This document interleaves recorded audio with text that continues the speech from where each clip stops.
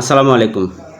বাংলাদেশের মিডিয়াগুলো টিকটকারদেরকে প্রমোট করতে করতে করতে করতে কাপল ব্লগারদেরকে প্রমোট করতে করতে অসঙ্গতিপূর্ণ বিভিন্ন বিষয়গুলো নিয়ে প্রমোট করতে করতে অযাচিত যেই সমস্ত জিনিসগুলো সেগুলো নিয়ে ভাইরাল করতে করতে এমন একটা পর্যায়ে চলে গেছে, আজ ব্যাঙের ডাক যারা দেয় তাদেরকে ভাইরাল করে।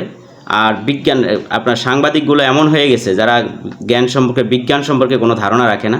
টেলিভিশন চ্যানেল যেটাকে সারা বিশ্বের মানুষ ফলো করে, একটা দেশকে আপনার রিপ্রেজেন্ট করে গিয়ে হলো একটা দেশের মিডিয়া।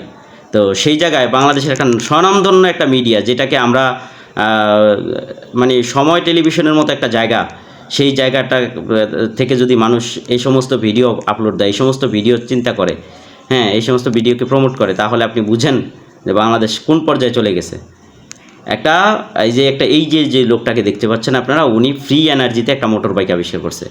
আসলে যে করছে আর যারা এটাকে প্রমোট করছে বা যারা এটাকে নিয়ে ভিডিও আপলোড দিচ্ছে, তারা আসলে বুঝেই না যে বাংলাদেশে পৃথিবীতে ফ্রি এনার্জি বলতে কিছু নেই।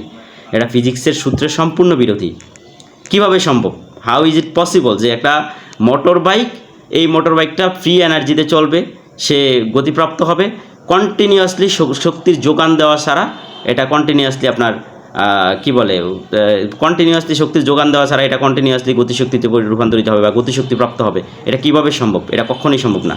কিন্তু মিডিয়া পাড়ায় যারা থাকে বা মিডিয়াতে যারা কাজ করে, তাদের অন্ততপক্ষে ভেবে চিনতে বা তাদের অন্ততপক্ষে বিজ্ঞান সম্পর্কে একটু ন্যূনতম জ্ঞান থাকা উচিত।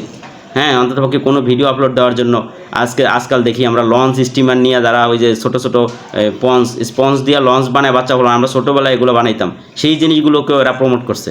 কিন্তু আমি মনে করি যে এটা না করে, আপনার মিডিয়ার পাড়ায় যারা আছেন, এটা না করে যারা সাংবাদিক, তারা অন্ততপক্ষে জিনিয়াসদেরকে খুঁজে বের করুন। বাংলাদেশে অনেক মেধাবী আছে যাদেরকে আপনারা প্রমোট করছেন না, বা যারা বাংলাদেশে অনেক মেধাবী আছে যারা সারা দিন রাত কাজ করে, তাদেরকে আপনাদের প্রমোট করা উচিত, তাদেরকে আপনারা উৎসাহ দেওয়া উচিত। তাদেরকে খুঁজে বের করুন এই সমস্ত। আর অন্ততপক্ষে এই বিজ্ঞানের বিষয়গুলো আপলোড দেওয়ার জন্য বা এই বিজ্ঞানের বিষয়গুলো নিয়ে আপনারা ভিডিও করার সময় অন্ততপক্ষে নিজেরা বিজ্ঞান সম্পর্কে একটু স্টাডি করবেন, আমি মনে করি।